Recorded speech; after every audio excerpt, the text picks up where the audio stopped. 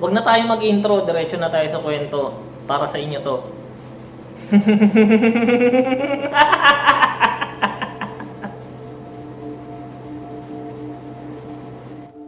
Unang araw ni Celine sa kumpanyang tumanggap sa kanya bilang accounting staff.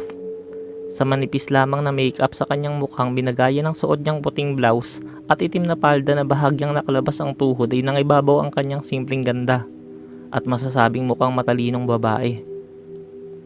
Ipinakilala siya ng isang babae sa mga tao roon hanggang makarating sila sa harap ng isang lalaking todo ang pagkakangiti habang nakatitig sa kanya. Miss Celine, siya nga pala si Sir Frank, ang presidente ng kumpanya. Sir Frank, siya po pala si Miss Celine, ang bagong accounting staff natin.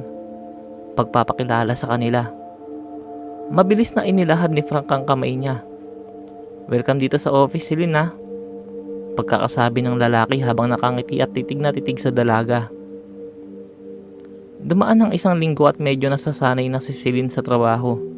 Medyo hindi nga lang siya masyadong nakikisalamuha sa mga katrabaho niya dahil kakaiba ang mga ito. Masyadong tahimik. Matipid sa pananalita. Mabuti na lang at gumaganda ang araw niya kapag napapatingin siya sa kaliwa niya. Palagi kasi niyang nauhuling nakatitig sa kanya si Frank, ang presidente ng kumpanya. Pero parang nababagabag naman siya kapag napapatingin siya sa kanan niya. Mayroon kasing lalaki roon na hindi niya nakilala noong unang araw niya sa trabaho. Si Caleb. Ayon sa nalaman niya ay assistant daw ito ni Frank. Pero sa isang linggong pamamalagi sa opisinang iyon ay hindi niya nakitang nag-usap ang dalawa. Parang hindi naman ito mukhang assistant ng presidente dahil ni minsan ay hindi niya nakita o narinig na ito ay inutusan ng presidente. Sa tingin ni Celine ay mukhang si Caleb na ang pinaka-weirdo sa loob ng opisinang iyon. Sa itsura nito ay parang hindi marunong tumawa o ngumiti man lang. Palagi lang itong nakaupo sa upuan nito at hindi matinag sa pagkakaharap sa monitor. Kahit ang paglingon ay di nito ginagawa. Pero sa totoo lang ay gwapo ang binata. Kung hindi lang sa malaking balat sa kaliwang pisngi nito. Sa katunayan nga ay may pagkakahawig ito kay Frank. At magkasing katawan din sila nito. Ang pinagkaiba nga lang ay palangiti si Frank. Samantalang si Caleb ay hindi. Muling lumipas ang panibagong linggo na paulit-ulit lang ang ginagawa niya sa malungkot na opisinang iyon. Nagbago lamang ang pagkadaman niya ng lungkot noong isang Lunes ng umaga. Pagpasok niya ay may nakita siyang isang sticky note na nakadikit sa itaas na bahagi ng monitor ng kanyang computer. May nakasulat doon pero hindi niya maintindihan. Parang maihahalin tulad sa Arabic alphabet ang mga letrang nakalagay doon. At sa ibabang bahagi ay may litrato ng bilog na buwan na nakangiti at may initial na letrang F at C. Tinitigan ni Celine ang nasabing sulat. Sa hindi maipaliwanag na dahilan ay bigla siyang napangiti. Napansin niya ang simbolo ng nakangiting buwan sa papel at sa wari niya ay parang gumagalaw iyon. Napansin niya rin sa ibaba ng buwan ang initial na F at C. Isa lang ang naisip niya. Si Frank Cruz, ang presidente ng kumpanya. Napasulyap siya sa kinaroroonan nito. Nakatitig sa kanya ang lalaki taglay ang isang matamis na ngiti at alam niyang may kakaiba siyang naramdaman sa eksenang iyon. Lumipas ang araw na iyon na hindi naaalis ang kasiyahang nadarama niya na hatid ng sticky note na iyon. Pero ang nakakapagtaka ay hindi man lang siya nilapitan ni Frank. Kinaumagahan ng Martes ay muli na naman siyang nakatanggap ng sticky note. Ikinumpara niya ito sa naunang natanggap niya. Pareho pa rin ang nakasulat.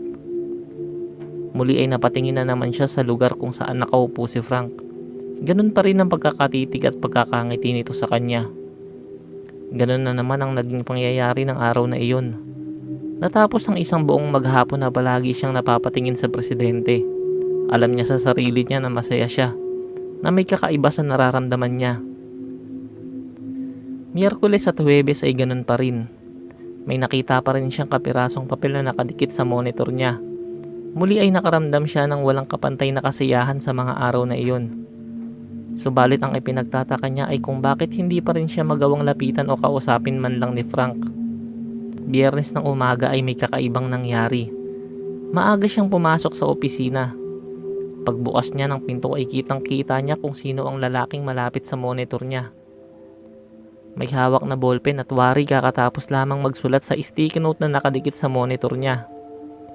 Ang buong pag-aakala niya na kay Frank galing ang mga sticky notes na iyon ay hindi pala totoo. Ang lalaking nakita niya noong umagang iyon ay matipunong lalaki na medyo may pagkakayumanggi ang kulay. Gwapo rin ito kagaya ni Frank, subalit may malaking balat sa kaliwang pisngi nito. Si Caleb. Nagulat pa si Caleb nang maramdamang may taong pumasok sa pinto. Nagkatitigan pa sila ni Celine, subalit mabilis na binawi ng babae ang pagkakatingin niya sa lalaki. Kasabay naman noon ay ang pagpasok ni Frank. Ang kaninang seryosong mukha ni Caleb ay napalitan ng matalim na pagkakatingin kay Frank. Makikita rin sa mukha ni Frank ang ganoong tingin kay Caleb at nagsalita ito. "Magsiupo na kayo sa mga pwesto nyo," ani Frank sa pautos at matigas na tinig. Nagsiupo sa kani-kanilang pwesto ang tatlo.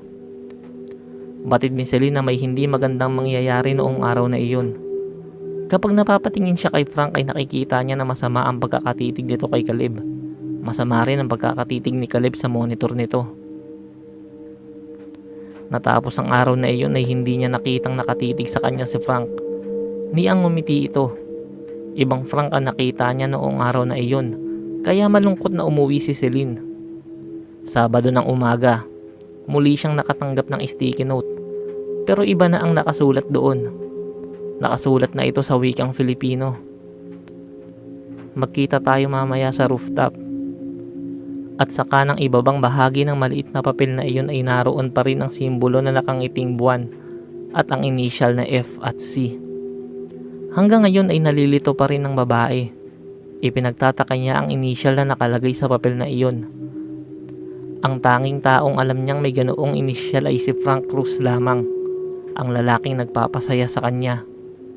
Pero muli ay naisip niya na naman ang eksena kung saan nakita niya si Caleb sa harap ng monitor niya.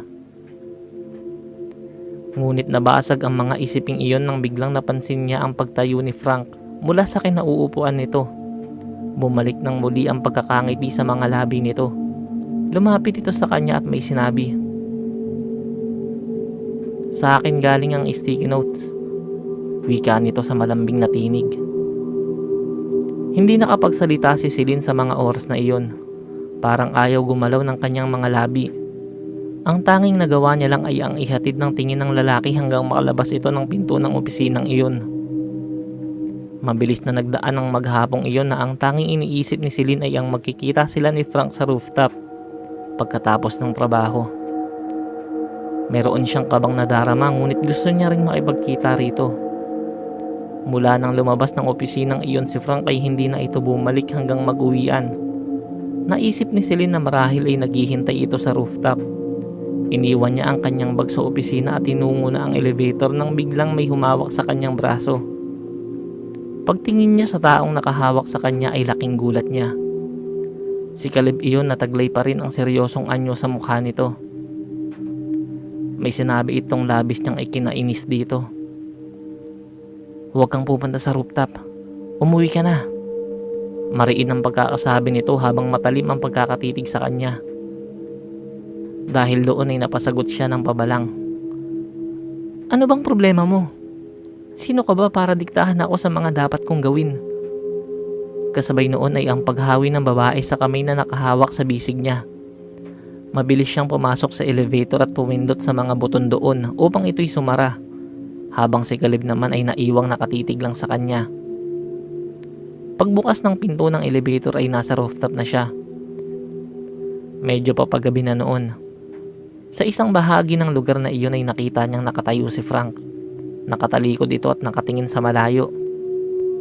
Bigla itong nagsalita. "Nandiyan ka na pala." Sambit ni Frank na tila may nagbago sa boses nito. Tila paos pero malinaw ang pagkakasambit ng mga salita. Humarap ang lalaki at tumitig sa kanya. Taglay sa mukha nito ang labis na kasiyahan. Ibang pagkakangiti nito. Ang mga kamay ni Frank ay nakapasok sa magkabilang bulsa ng kanyang pantalon. Pagdukot ng kaliwang kamay nito ay may hawak na itong kwintas na may palawit na hugis buwan. Isinuot ito ng lalaki. Tumingala at nagwika. "Ito na ulit ang oras." Matapos sa mga salitang iyon ay ang pagdukot nito sa kanang kamay niya. Sa akin na ang puso mo. Nalilito na si Celine sa nangyayari. Noong una ipinagtaka niya kung bakit ganoon ang ikinikilos ni Frank ng mga oras na iyon. Subalit mas mabilis niyang ikinabigla ng alisin ng lalaki ang kanang kamay nito sa kanyang bulsa. Kitang-kita niya ang mabalahibong kamay nito na may matutulis na mga kuko. Unti-unting lumapit sa kanya ang lalaki at sa sobrang takot ay hindi niya magawang tumakbo o sumigaw man lang. Nang akmang hahampasin na siya gamit ang kanang kamay nito ay wala siyang ibang nagawa kundi ang mapapikit. Mula sa kanyang pagkakapikit ay naramdaman niyang may tumulak sa kanya na naging dahilan ng kanyang pagkakatumba. Pagmulat niya ay nakita niya si Caleb sa ibabaw ni Frank. Hawak-hawak ng kaliwang kamay nito ang malahalimaw na kanang kamay ni Frank, habang ang kanang kamay naman niya ay nagbibigay ng sunod-sunod na malalakas na suntok sa mukha ni Frank. Duguan ang mukha ni Frank. Ilang suntok pa at hindi na ito gumagalaw. Tumayo si Caleb at nilapitan ang natumbang si Celine. Tumayo ka dyan. Bilisan mo, bago pa siya magkaroon ng malay. Nang makatayo si Celine ay hinawakan niya ito sa braso at tumakbo patungo sa hagdan. Dahil sa takot ay walang nagawa ang babae kundi ang sumabay sa pagtakbo papalayo sa walang malay na lalaki. Noong tumigil na sila sa pagtakbo ay pumasok sila sa loob ng isang lumang silid na hindi na ginagamit at wala ring ilaw. Nagsalita si Celine. Salamat sa pagliligtas sa akin, Caleb. Pasensya ka na kung nasigawan kita kanina. Boses ni Celine na halatang takot pa rin. Sumagot si Caleb. Ayos lang yon. Alam mo ba yung mga natatanggap mong sticky notes na nakadikit sa monitor mo tuwing umaga? Kay Frank galing yon. Merong taglay na dasal ang bawat letra na nakasulat doon.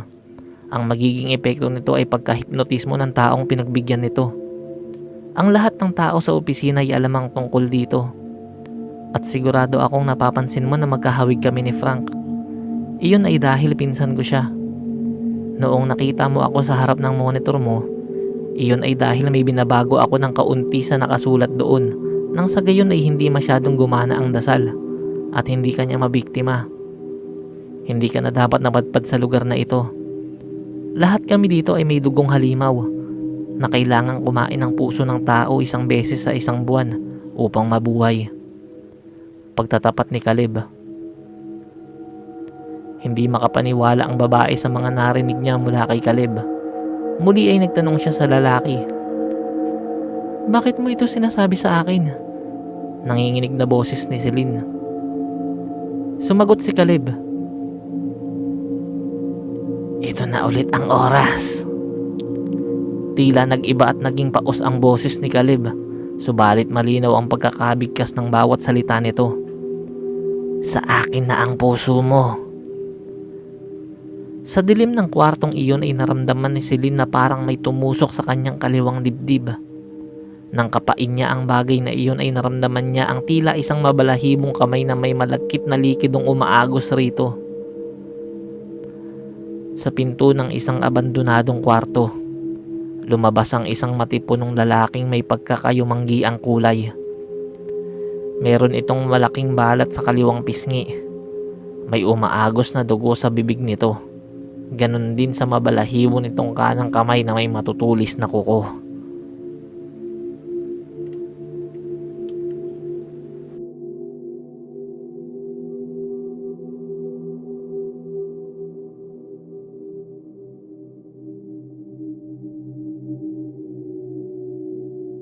Kung umabot kayo dito sa dulo ng kwentong ito, pakiusap, pakilike na yung video, pakishare na rin, tapos subscribe na kayo dito sa channel natin. Pakihit na rin yung notification bell para palagi tayong updated sa mga i-upload ko natin mga kwento. Maraming salamat.